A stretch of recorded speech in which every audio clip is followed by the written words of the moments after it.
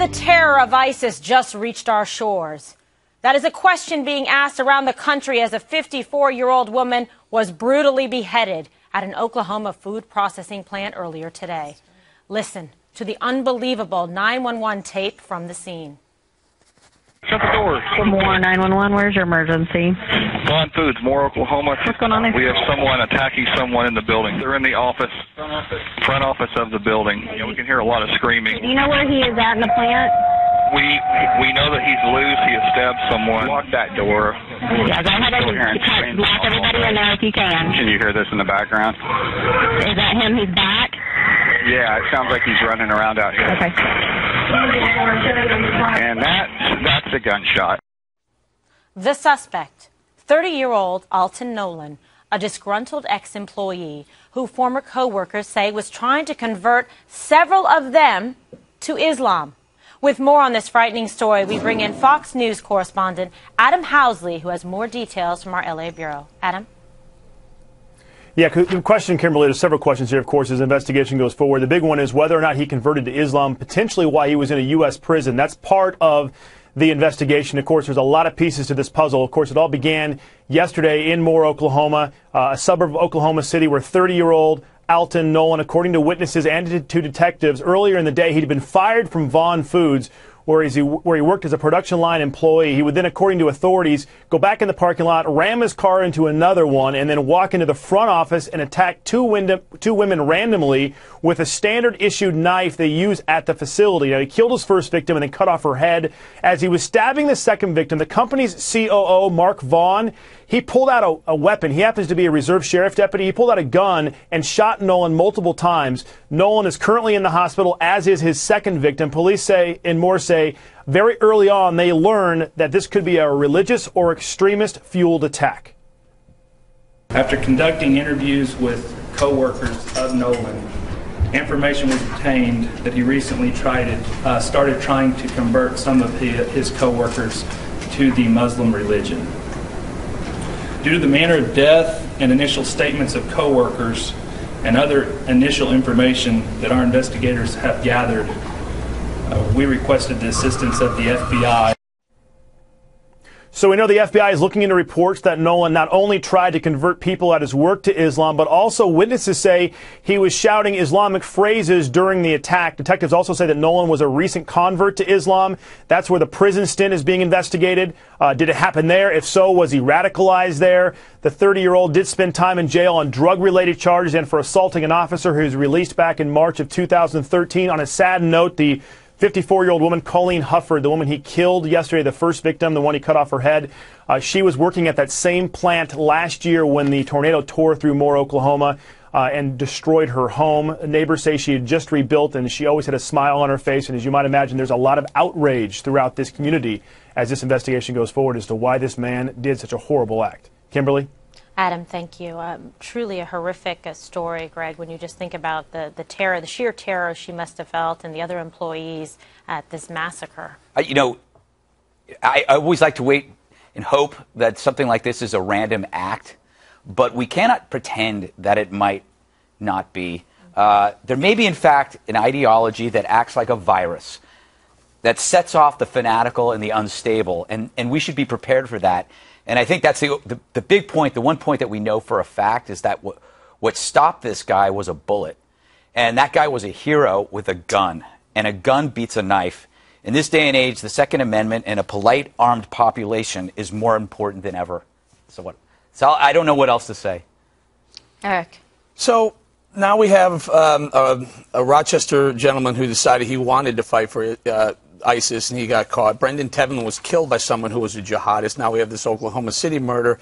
A couple of thoughts very quickly. He said that the police report says that he shouted some Islamic terms, and then he started killing.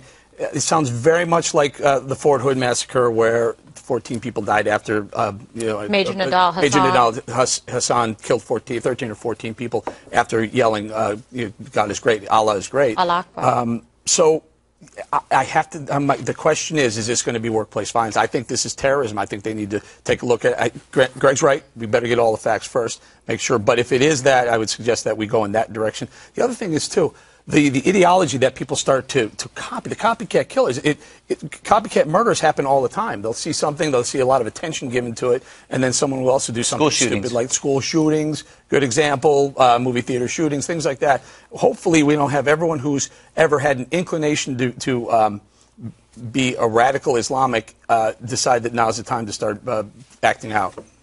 It's actually an interesting point, because after school shootings and all the news that comes from it, one of the discussions in the media is, do we give too much attention to the shooter? And in this case, if we do, I would trust law enforcement, and hopefully they have an idea of whether or not this is a possible copycat situation. And that if it is being fomented in our prisons, that's yet another piece of intelligence that we need to get. I hope that he survives so that we can get the intel that we need to find out if there are other such people or if he was an isolated case. But in this instance, we're showing his picture. He's getting the attention that, I don't know if this is what he was looking for, but Colleen Huffer, the victim, is the one who deserves the most attention. I mean, this is one of those things that you think that this just doesn't happen in America. That is why I think you cannot excuse this with any PC nonsense of this didn't have anything to do with Islam, because the perpetrator believed he was doing something for Islam. That doesn't mean to throw a blanket over everybody who practices Islam, but it goes back to our thing of they have to have some sort of leadership in the Muslim community to at least to denounce this, and they should denounce it strongly. And I mean, if Arab nations are going to join us in a coalition to fight radical extremists in Syria, then I think what President Obama said at the UN is that we actually have to fight them everywhere, and that includes, actually, believe it or not, in Oklahoma, of all places. This is something that we have to consider, that it's like much more widespread than we're willing to necessarily admit. Before we talk about whether this is widespread or not, we don't have enough information on this guy. It's not, my first inclination was that he was just a crazy guy. But listen, in prisons, the African Americans joined together under Islamic cover as gangs, basically to protect themselves. This has been going on for a long time. The Nation of Islam has been very powerful in the black community, Louis Farrakhan being the head of that.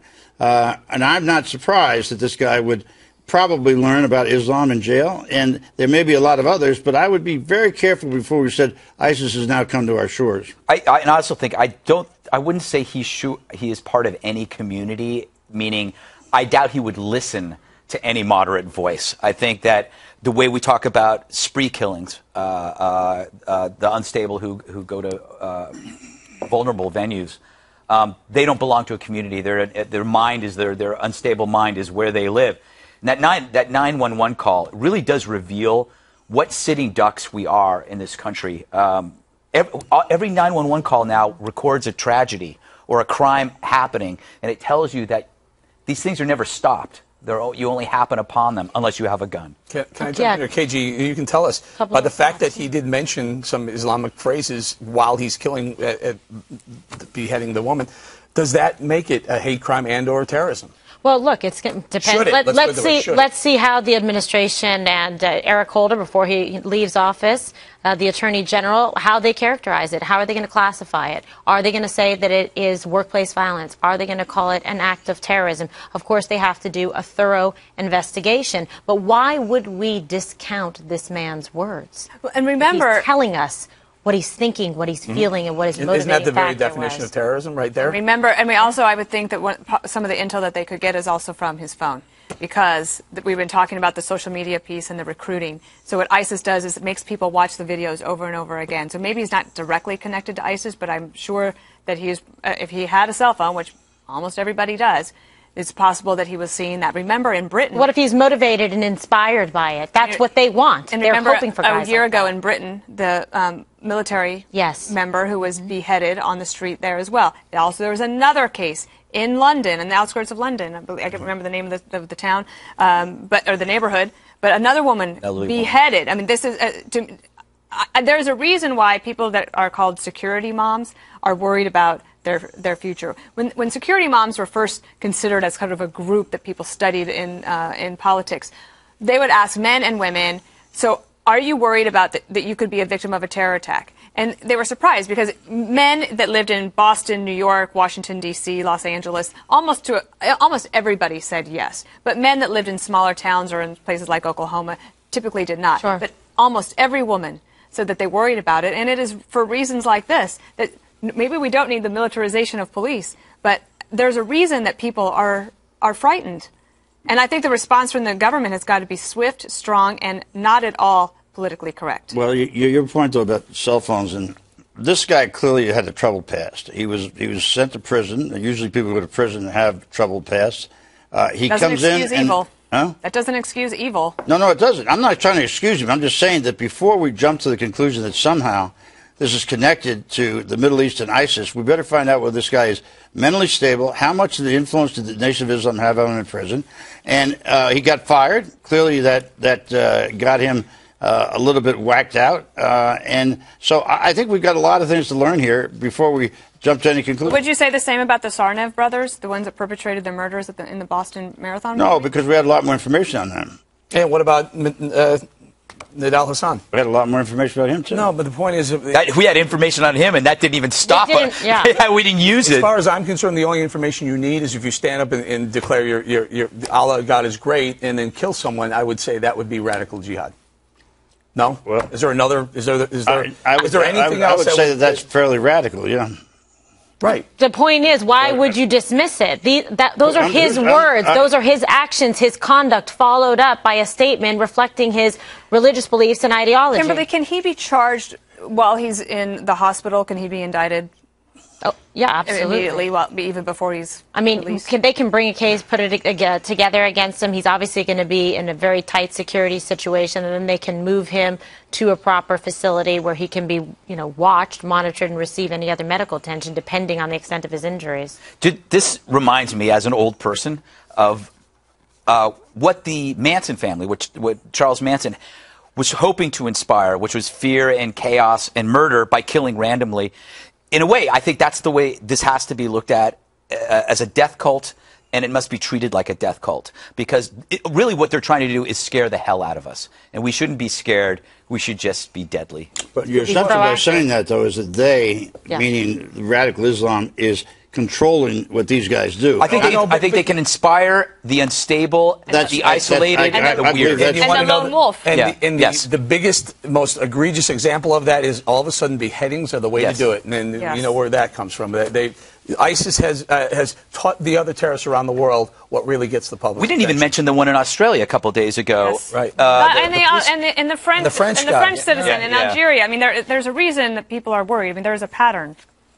And it's targeting innocent people. Right, which is why we have to remain vigilant, and we have to have surveillance and make sure that our national security is up to par and not worry about hurting other people's feelings when there is so much at stake. It's very interesting, the gun control debate, because there's a big one that's it's happening right now with Gabby Gifford's book that's coming out next week. You see the press coverage, a very important issue that is happening right now, and I think that anybody would say, as you did, Greg, that the owner of the plant, the manager that shot the suspect, is a hero. Mm-hmm. And you should be allowed to have a gun. Mm-hmm. There you go.